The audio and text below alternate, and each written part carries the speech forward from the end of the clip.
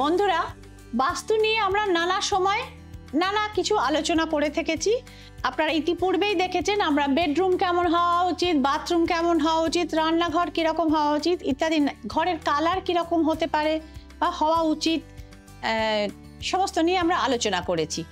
কিন্তু অনেক ক্ষেত্রে দেখা যায় যে আপনারা যখন পুরনো ভাড়া বাড়িতে ছিলেন তখন আপনার ছেলেমেয়েরা ভালো পড়াশুনো করছিল, আপনার স্বামীর ব্যবসায় বাড়বাড়ন্ত হচ্ছিল, রেগুলার আপনি মোটামুটি একটা সেভিং করতে পারছিলেন, শুধু শাড়িই নয় টুকটাক গয়নাও বানাতে পেরেছেন, অর্থাৎ যাবতীয় সংসার খরচ মিটিয়ে আপনার হাতে সঞ্চিত এবং উদ্বৃত্ত অর্থ থেকে গেছে।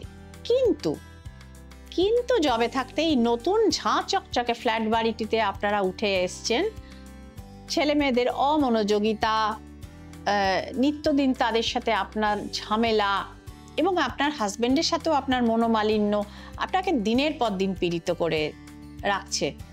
আপনার মনে হচ্ছে কখনো কখনো এই বাড়িটাতে এসে ফ্ল্যাটটা কিনে কি শেষকালে ভুলই করলাম।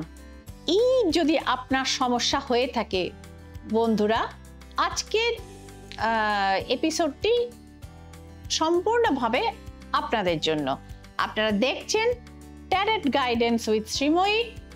আপনারা জেনে নিন যে আপনার বাস্তুটাই অভিশপ্ত নয় তো, কোনো কারণে কারোর অভিশাপ বা দীর্ঘশ্বাসের ছায়া লেগে যায়নি তো আপনার বাস্তুতে। উত্তর দেবে এই মেইলটি এসছে জামশেদপুর থেকে। ফার্স্টে দেখে নেব কার্ডসের রিডিং, যেখানে একজন বৌদি জানাচ্ছেন যে ঠিক যে ঘটনাটি আমি বললাম, যে স্বামীর মানে বিজনেস ছোট্ট দোকান থেকে ধীরে ধীরে বড় হয়ে বেশ ভালো যাচ্ছিল এবং তারপরে তিনিও ভালোই টাকা পয়সা সঞ্চয় করে শহরের প্রান্তে সুন্দর এই ঝাঁ চকচকে ফ্ল্যাটটিতে তারা উঠে এসেছেন। তারপরেই শুরু হয়েছে সমস্যার সূত্রপাত। তো বন্ধুরা, আমি জাস্ট দুটি কার্ডই দেখাবো, বেশি এখানে আমি দেখাবো না, কারণ একেবারেই ব্যক্তিগত মেইল এটি। এই জিনিসটি ফার্স্টেই দেখুন, এখানে 5 অফ সোর্স রয়েছে। তো এই কার্ডটি আপনাদের মানে আমাদের জানাচ্ছে যে বড় বেশি বিবাদ বিসম্বাদ ইত্যাদি প্রভৃতি বাড়িটিতে কিন্তু হচ্ছে, এবং যেখান থেকে তার মনে যে নানা কনফিউশন এবং দোলাচল, অর্থাৎ আমার ট্যারো কার্ড আপনার বক্তব্যকে কিন্তু সাপোর্ট করলো।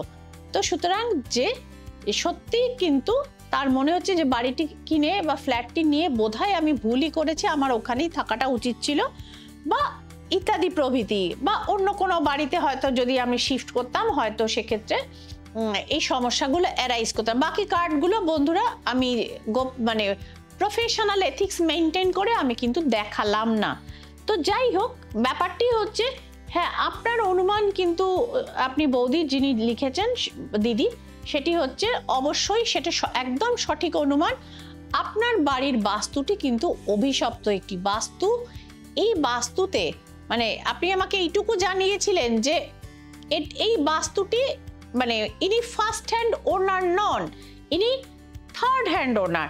এই বিশাল ঝাঁ চকচকে ফ্ল্যাটটি তাদের শহরের প্রান্তে হয়েছে বেশ কয়েক বছর হলো, এবং সেখানে প্রথম যে দম্পতি যারা আসেন তারা মোটামুটি 3 মাসের মধ্যে দিয়ে অন্যত্র তাদের প্রমোশন হয়ে যাওয়াতে তারা চলে যান।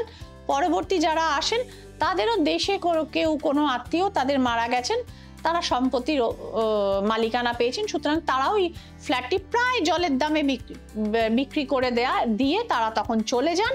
এবং ওনার হাজবেন্ড সেটি তিনি সন্ধানে ছিলেন এই জীর্ণ মানে ফাটল ধরা বাড়িতে, তাদের আর থাকতে ভালো লাগছিল না, তাছাড়া হাতে অনেক বেশ ভালোই সঞ্চয় ছিল, সুতরাং জলের দামে পরিস্থিতির সুযোগে তারা ফ্ল্যাটটি কিনে নেন। কিন্তু দেখা যাচ্ছে যে এইখানে নিত্য অশান্তি। নট অনলি দ্যাট, তিনি দুপুরবেলা বাড়িতে এই ফ্ল্যাটে একা ঘুমোতে পারেন না। সবসময় মনে হয় যেন বাড়িতেই তার ঘরের মধ্যে কেউ না কেউ ঘুরছে।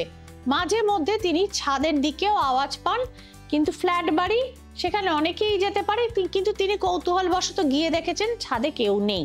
তো যাই হোক, এই সমস্ত ঘটনাগুলো আনক্যানি ফিলিংটা, এবং উনি বলেছেন যে আমার গলা শ্রীময়ী শুকিয়ে কাঠ হয়ে যায় এবং শুধুমাত্র দুপুরেই না, আমি প্রথমে ভেবেছিলাম যে একা বাড়িতে ফাঁকা থাকি, সুতরাং সেক্ষেত্রে আমার মনের ভুল, হয়তো ঘরে লোক থাকলে, আমার স্বামী বা ছেলেমেয়ে থাকলে হয়তো এই ঘটনাটি ঘটবে না।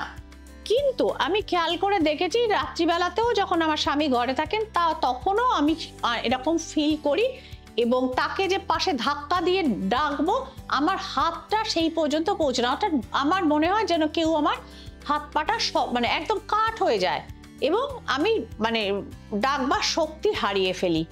তো সুতরাং এই ক্ষেত্রে আমি বলবো, কার্ডও রিভিল করেছে অবশ্যই আপনার বাস্তুতে কোনো না কোনো অশুভ ছায়া এবং নেগেটিভ এনার্জির কিন্তু মানে প্রকোপ রয়েছে, যেটার কারণে আগের দুটো ফ্যামিলি তারা বাড়িতে বাইরে যাই বলুন না কেন, এই কারণেই তারা ওই 3 মাস 6 মাস 8 মাসের বেশি কিন্তু তারা কিন্তু বসবাস করতে পারেননি। ফার্স্ট অফ অল, এত জলের দামে যখন এত ভালো ফ্ল্যাট আপনি পাচ্ছেন, আপনাদের তখনই সতর্ক হওয়া উচিত ছিল। Anyway, better late than never, অনেক পরে হলেও আপনার রিয়েলাইজেশন হয়েছে। তো ট্যারো কার্ড এবং রিভিল করেছে আপনার ধারণাটি সত্যি। আপনারা যদি এইখানেই মানে এই বাস্তুটিতে এক্ষুনি তো আপনি ছেড়ে যেতে পারবেন না, আরেকটি ফ্ল্যাট কেনা আপনার পক্ষে নিশ্চয়ই এই মুহূর্তে সম্ভব না। তো সুতরাং এটিকে মানে রেকটিফিকেশন করিয়ে নিন, এবং শান্তি সস্তায়ন একটি অবশ্যই করা দরকার। তো আপনি এটি পঞ্চমুখী হনুমানজির ছবি আপনি বাড়ির অর্থাৎ ফ্ল্যাটে ঢোকার একদম যে দরজা তার মাথায় আপনি টাঙিয়ে দিন, এবং যখন দেখবেন যে এরকম ভাবে মানে স্বামীকে ডাকতে চাইছেন অথচ পারছে না, মনে মনে অন্তত 108 বার আপনি রাম নাম জপ করবার চেষ্টা করুন। এটা আপনি দুপুরে যখন একা ঘুমোবেন তখনও করুন, এবং রামনবমীর আগেই আপনার এই অভিশপ্ত বাস্তুটি রেকটিফিকেশন করবার জন্য যে হনুমানজির বিশেষ ক্রিয়া রয়েছে, সেই ক্রিয়াটি কিন্তু অবশ্যই করিয়ে নিন। যেখানে, কারণ আপনি আপনার নিজের শুধু নয়, আপনার সন্তানদের ভবিষ্যৎ এবং স্বামীর স্বাস্থ্য নিয়ে উদ্বিগ্ন হয়ে গেছেন। কারণ নিত্যদিন যদি বাড়িতে এইরকম কোনো প্রবলেম হয়ে থাকে, মঙ্গলবারটি পালন করে হনুমান চালিসা বাড়িতে অন্তত একবার করে পাঠ করবার বা শোনবার চেষ্টা করবেন। আপনি এই জিনিসগুলো করে দেখুন, এবং বললাম দ্রুত প্রতিকারের ব্যবস্থা করে নিন। এবং আপনার মঙ্গলটিও অত্যন্ত খারাপ জায়গাতে রয়েছে, সেটিও আমি দেখেছি, এবং সেটি রাহু দৃষ্ট, আরও সমস্যা এই ক্ষেত্রে হচ্ছে। এবং এইরকম সমস্যা যাদের বাড়িতে রয়েছে বা যারা ফিল করছেন এখানে থাকতে পাচ্ছি না, কোনো কারণে সমস্যা হচ্ছে, আনক্যানি ফিলিং হচ্ছে, তারা কিন্তু শ্রীময়ীর সাথে ইমিডিয়েট যোগাযোগ করিয়ে রাখবেন। সকলে ভালো থাকুন, এই উপদ্রব থেকে মুক্ত থাকুন। বজরংবলী এবং শ্রীরামচন্দ্রের নাম স্মরণ করে জয় শ্রীরাম। নমস্কার।